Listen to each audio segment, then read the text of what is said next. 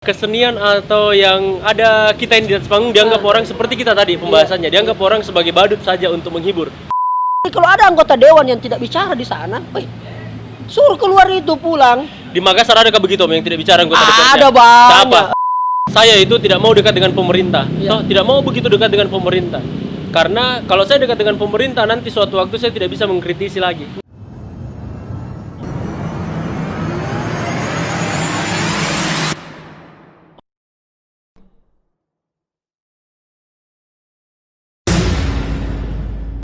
Kenapa kak sebenarnya mau kuliah begitu? Nah di saat semua orang, apalagi jurusan apa tadi? Tata kelola seni, Tata kelola seni, manajemen seni itu ceritanya.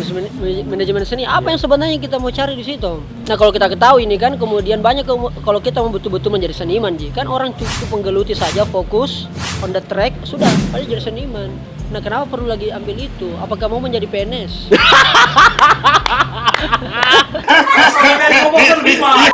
Kan jurusan-jurusan begitu Om, ini ceritanya sepengetahuan saya tuh, apa namanya, ada yang mau diterima tapi jarang ada kualifikasinya. Betul. Nah, Tidak ini terbuka ceritanya ruang. ya. Jadi apalagi dilihat track record tuh kayaknya orang panggung kak toh, di atas panggung kak. Kenapa mau kuliah? Banyak sekali pertanyaan itu, kenapa mau kuliah di manajemen seni, tata kelola seni? Karena saya lihat diri mungkin agak mirip kita sama-sama.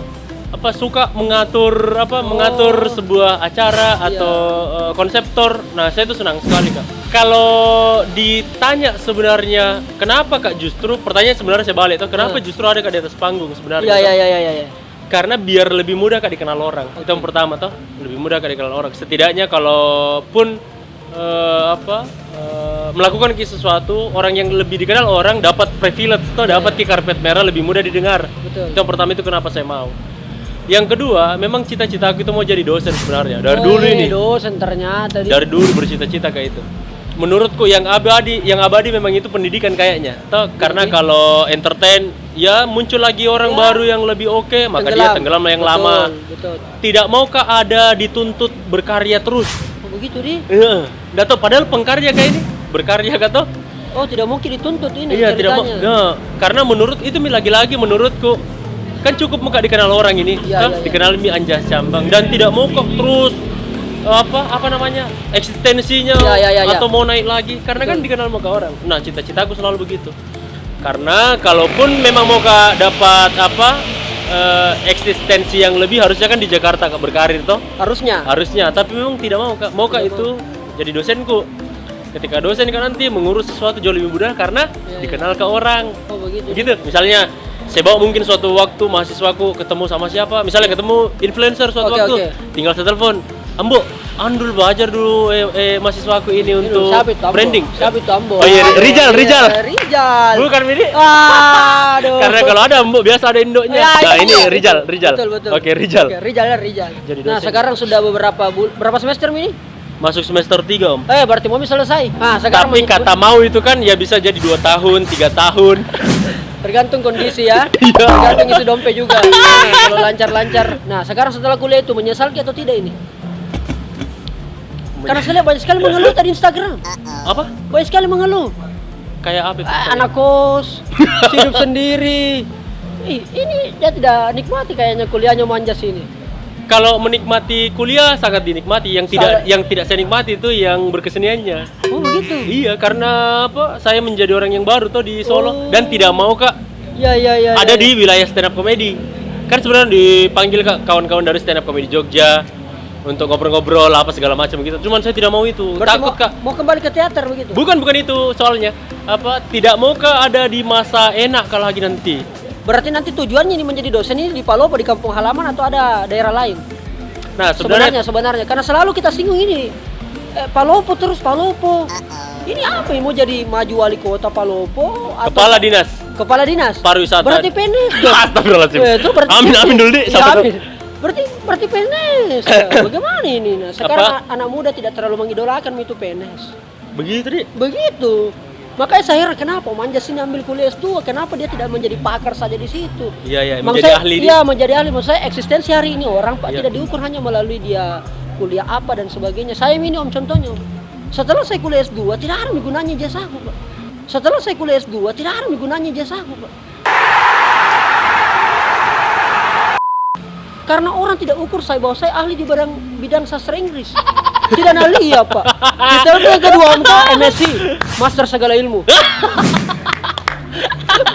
Orang tidak lihat bahwa saya jago persoalan tata pengembangan wilayah, Pak, tata kota. Tapi bukan itu yang dilihat. Bukan itu dilihat. Yang dilihat Rizal, influencer, content creator, buat konten anak muda, paham seni, pantun itu. Rizal pantun Rizal. Makanya dimarahi Rizal kalau bicara tentang pemerintahan. Dimarahi saya, dimarahi. Bukan bidangmu. Bukan bidangmu. Belum tahu kalau ini S2-nya itu. Itu dia masalahnya. Tapi menarik Ya, itu. kenapa itu? Kenapa harus kepala dinas? Itu kan rendah sekali bagi saya, Om. お前はもう死んでいる。 Tapi saya coba kalau misalnya bahasa jabatan tuh Oke. bukan juga rendah sekali, cuma maksudnya dibanding jabatan-jabatan yang lain kayaknya ampun kepala dinas. Ya. Tapi untuk merubah posisi-posisi dalam ruang tamu, mau taruh bingkai sebelah kiri sebelah kanan kan harus ada dalam ruangan. Betul. Nggak bisa dari tetangga, kayaknya itu bingkaimu harusnya geser-geser sedikit. Nggak bisa gitu kalau harus ada di dalam ruangan. Setuju kalau itu. Nah, kalau bisa berbuat sesuatu sama Om Rizal menggerakkan dalam bentuk kesenian lebih banyak, apalagi di pemerintahan harusnya. Apalagi toh. Kepikiranku begitu, makanya terlalu rendah kalau bercita-cita hanya jadi kepala dinas. Tapi di kepalaku itu cukup Ji, yang penting walaupun suatu waktu hanya 1 tahun Ji, setidaknya pernah Kak di situ dan membuat sesuatu. Begitu deh. Karena selalu Kak selalu Kak pegang selalu ada quote yang selalu saya pegang bahwa apa itu? Cita-cita yang tidak kesampaian suatu waktu bakal muncul kembali tapi dalam bentuk penyesalan. Makanya S2 itu saya cita-citakan.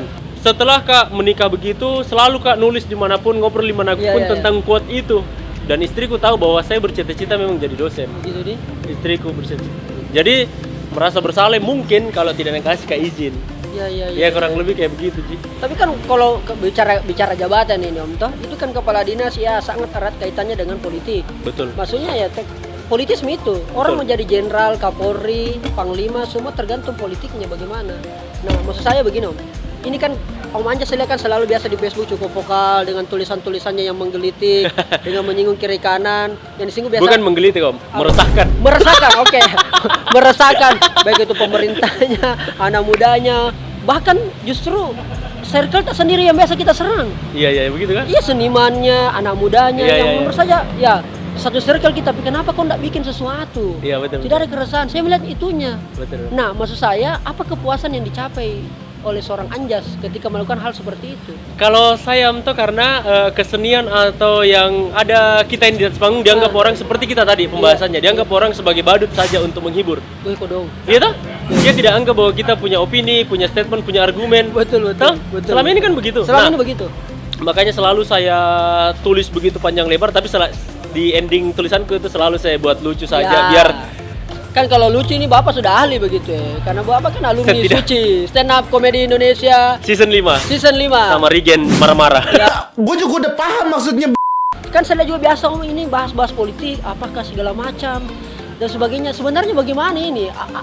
Memang apa ya? Apalagi pernah ini. Pernah saya catat sekali ini dan ini masuk rekam jejak ini, Pak. Buruk atau baik ini? Buruk. Pernah mengupload sebuah partai. Iya kah? Iya, yang ikonnya anak muda. Oh, bukan. Bukan. Nah, itu yang begini tuh? Iya. Ya, inisialnya PSI. Ya, inisialnya PSI.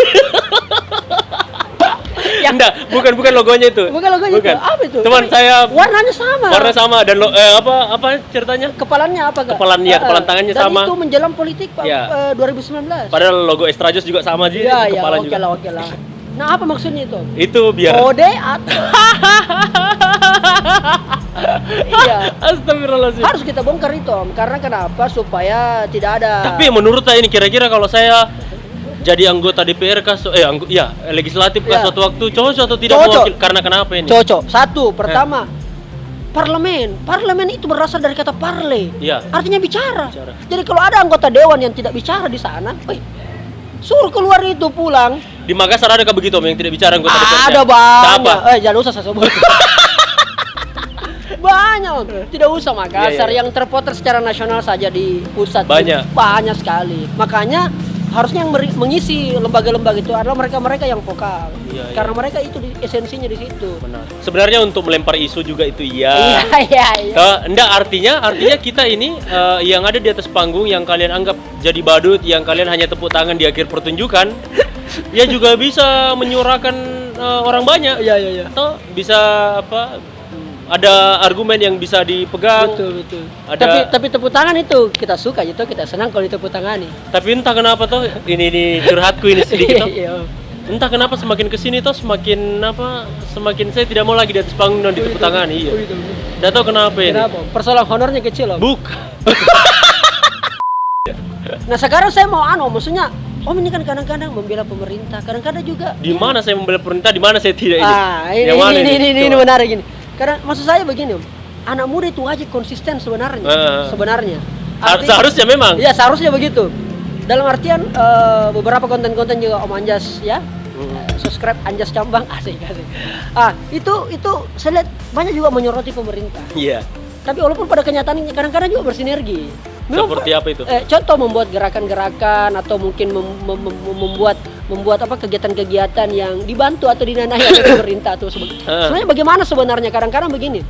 Komen-komen yang saya dapat di netizen di channel saya Om toh, dia bilang maksudnya kalau mau kritis kalian kritis.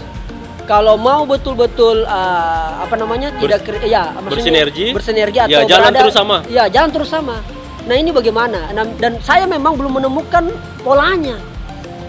Nah, yang dilihat memang selalu begitu, memang toh orang melihat kita. Jadi agak susah memang selalu bicara pada tataran senang dan tidak senang. Toh orang-orang selalu melihat begitu. Kalau kita mengkritisi selalu beranggapan bahwa kita datang dari korban sakit hati. Ketika kita tidak mengkritisi artinya piring makannya tidak pecah. Selalu pada ranah itu. Makanya saya senang kata-katanya Panji, ada kalimatnya Panji bagus sekali ketika dia jadi juru bicaranya Anies Baswedan. Dia bilang kenapa tidak begitu dekat lagi Panji dengan Anies? Kenapa tidak ada programnya Panji yang paket, dapat paket lah dari Anies? Dia bilang Panji, saya itu tidak mau dekat dengan pemerintah. Tidak mau begitu dekat dengan pemerintah. Karena kalau saya dekat dengan pemerintah nanti suatu waktu saya tidak bisa mengkritisi lagi. Karena kalau saya mengkritisi, jatuhnya itu adalah sebuah pencitraan. Ketika saya juga diam, itu juga saya tidak berbuat apa-apa. Makanya saya harus menjaga jarak dengan pemerintah. Itu saya menarik sekali. Nah, pada ranah saya ataupun kita untuk melihat netizen ini selalu pada ranah itu saja. Nah, padahal kita ini ya kalau bisa bersinergi. Tapi kalau ada sesuatu hal yang kita tidak kayaknya harusnya tidak seperti ini, pemerintah mengambil sikap, ya tidak salah tuh untuk mengomentari itu. Yang jadi masalah ini pemerintahnya Om. Maksudnya adalah dia senang, dia mau ajak kita kalau yang selalu golai itu, yang selalu puji. Nah, bagaimana ini? Saya sambung itu. Ada pernah saya nonton video bagus sekali kita bilang bahwa kenapa pemerintah itu jarang sekali melibatkan anak muda, karena anak muda susah untuk menandatangani nota kosong, cek kosong. I don't know. Dan itu beberapa kali itu kenapa saya mengamuk-ngamuk orangnya kalau suatu waktu begitu kerjasama dengan pemerintah dan ada hal yang ada ini tuh berkamuflase tiba-tiba langsung harusnya kapal mengarah ke utara tiba-tiba ke selatan dan tidak bilang-bilang. Nanti ketika kita tahu dan diminta pertanggungjawabannya baru mengeles kiri kanan. Itu saya mengamuk. Makanya kalau bicara Palopo ini saya salah satu orang yang merasa bahwa saya tidak bakal bisa kerjasama dengan pemerintah dengan baik. Begitu. Karena susah mau diajak untuk kompromi. Yang perlu menyelesaikan pemerintah berarti. Bukan harus begitu. Saya tipikal orang kalau kita bicara 1 2 3 4 5 sampai 10, harus ke jalan 1 2 3. Jangan kau melenceng yang seperti tadi saya analogikan dengan kapal. Kalau kapal sudah berjalan ke utara ini, jangan kau tiba-tiba inisiatif tiba-tiba ke selatan. Kalaupun ya ngobrol biar tidak kaget, Kak. Kalau bicara tentang pemerintah ya walaupun juga dia duduk di jabatannya sekarang, tapi saya yakin dan percaya tidak semua juga pemimpin punya emosional intelijensi yang baik. Beda-beda juga. Nah, terkait dengan itu tuh, di semua periode juga begitu pun ada anak muda yang memang berkarya ataupun hidup ya dari pemerintahan yang terkait yang saat ini. Hanya 5 tahun saja, kalaupun juga Oppo ya 10 tahun. Itu pun juga kalau tidak terjadi hal-hal